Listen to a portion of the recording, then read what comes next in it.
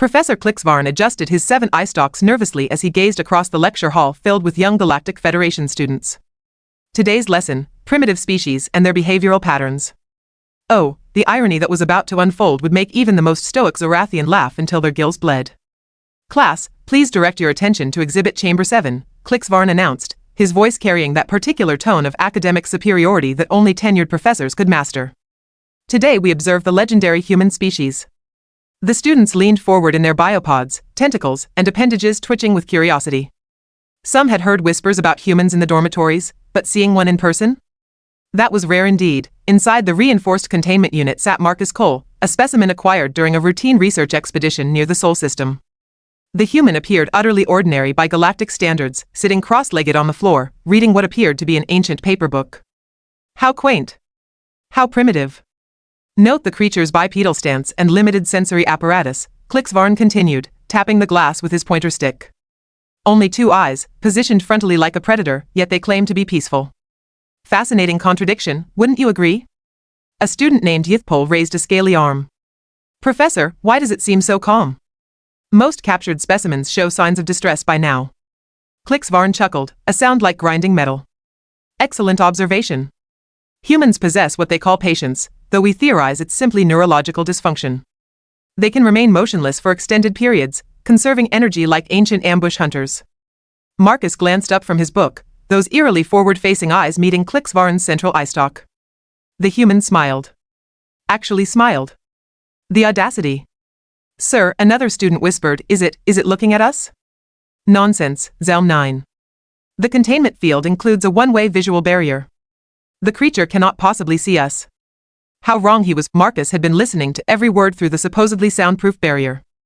Human hearing, it turned out, operated on frequencies these pompous academics hadn't bothered to test properly. Sloppy research, really.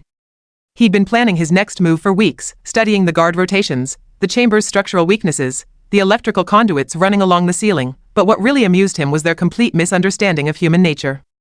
Now observe, Klix-Varn continued with growing confidence, as I introduce a mild stress stimulus. He pressed a button, and a holographic projection of a Korthak battle beast materialized inside the chamber. The creature stood 12 feet tall with razor-sharp claws and mandibles that could slice through titanium. Students gasped in their native languages. Marcus looked up from his book again, glanced at the hologram, and yawned, actually yawned. Curious, muttered Klix-Varn. Let's try something more intense. This time, he activated the chamber's environmental controls. The temperature dropped to near freezing while hurricane-force winds whipped around the enclosure. Surely this would elicit some primitive fear response. Marcus dog-eared his page, tucked the book into his shirt, and stretched his arms above his head like he was preparing for morning exercises. What in the 7 moons of Zirian is wrong with this creature? Klix-Varn's eye stalks twitched in frustration. A senior student, Cax Dimitri, spoke up nervously. Professor, perhaps we should conclude today's demonstration. The containment readings show some fluctuations in the power grid. Fluctuations? Impossible. This facility has triple redundancies and backup systems designed by the finest Centaurian engineers. Nothing can. That's when the lights flickered. Marcus stood up slowly, brushing imaginary dust from his pants. He walked calmly to the center of the chamber and placed his hand against the inner wall. The human's expression hadn't changed, but somehow his presence seemed to fill the entire space. Professor, Zelm 9's voice cracked with worry, the power readings are dropping rapidly. Klix-Varn's confident demeanor began to crumble like a poorly constructed sandcastle. That's not possible. The human hasn't done anything except, the containment field shimmered once, twice, then died completely, and the sudden silence that followed, Marcus Cole stepped out of his cage and into the lecture hall. His movements were unhurried, almost casual, as if he'd simply decided to join the class discussion. Gentlemen, ladies, and assorted non-binary life forms, Marcus said pleasantly, his voice carrying clearly through the now silent amphitheater. I believe there's been a slight misunderstanding about human behavioral patterns. Every single student tried to shrink into their biopods simultaneously. Some success was achieved by the more gelatinous species. Klix-Varn's eye stalks drooped in what could only be described as academic defeat. How did you breach the containment field? Marcus smiled again, that same eerily calm expression. Oh, that? I've been working on it since day 3. Amazing what you can accomplish with patience and a basic understanding of electromagnetic field manipulation. Your people really should invest in better textbooks. He held up the book he'd been reading. Introduction to Centaurian Engineering, 3rd edition. Very informative, though though riddled with safety oversights. I particularly enjoyed Chapter 12 about power grid vulnerabilities. The reality of the situation finally sank in. A human, supposedly primitive and harmless, had not only escaped from their most advanced containment system but had done so while studying their own technology. Now then, Marcus continued, clasping his hands behind his back like a lecturer addressing his students, shall we discuss what humans are really capable of when properly motivated? The lecture hall remained frozen in stunned silence as Marcus Cole surveyed his audience with the patient demeanor of someone who had all the time in the universe. Which, considering the circumstances, he basically did. You know, Marcus said conversationally, your research methodology is absolutely terrible. I mean, genuinely awful. Where did you people earn your degrees? The Galactic University of Wishful Thinking? Professor Klix-Varn's eye stalks twitched violently. Security. Emergency protocols. Code Vermilion. Nothing happened. Marcus tilted his head slightly. Oh, that? Yeah, I disabled your communication array about 2 weeks ago. Amazing what you can accomplish with a paperclip and basic knowledge of your woefully inadequate security systems. He pulled a bent piece of metal from his pocket, holding it up like a trophy. Salvaged this from my meal tray. Thanks for the inadvertent tools, by the way.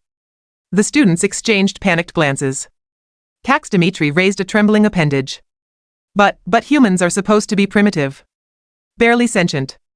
Our textbooks clearly state, your textbooks, Marcus interrupted with a chuckle, were apparently written by someone who confused humans with houseplants. Common mistake, I'm sure. He began walking slowly around the lecture hall's perimeter, his footsteps echoing ominously in the chamber. The students tracked his movement like prey animals watching a circling predator. Which, ironically, wasn't far from the truth. Let me educate you about actual human capabilities, Marcus continued, his voice maintaining that unsettling calm. We're persistence hunters. That means when we decide we want something, we keep going until we get it.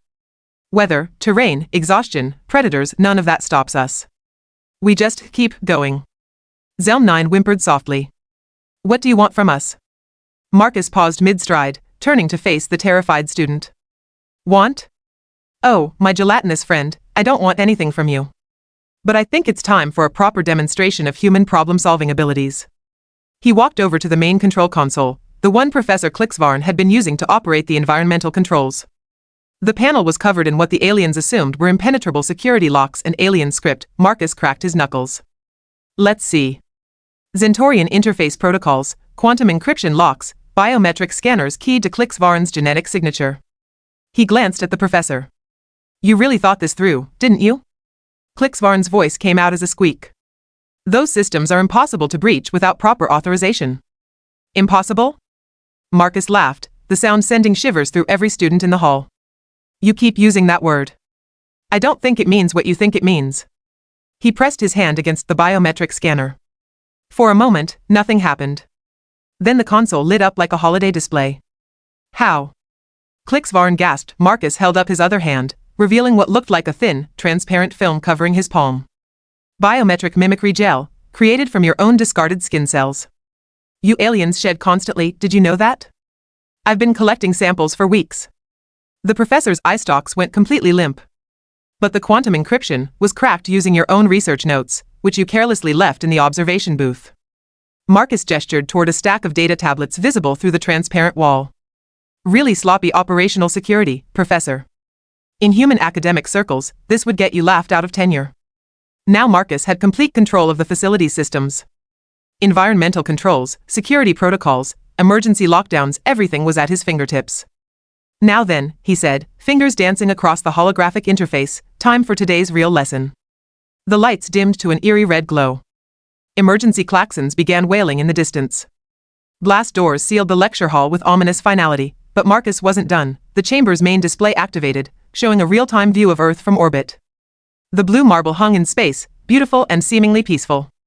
This, Marcus said, gesturing to the image, is where I come from. Population, roughly 8 billion humans. And you know what the truly terrifying part is? He turned to face the cowering aliens, his expression shifting from calm to something far more predatory. Every single one of them is just like me. The weight of that statement settled over the room like a suffocating blanket. 8 billion creatures capable of escaping impossible containment, solving complex problems with improvised tools, and turning any situation to their advantage through sheer bloody-minded persistence. Pole's scales had turned a sickly shade of green. What happens now? Marcus walked over to the sealed exit and placed his hand on the blast door controls. Now you're going to escort me to your communications array, and I'm going to send a message to my people. A very specific message. What kind of message? Klix-Varn whispered. Marcus's smile turned absolutely feral.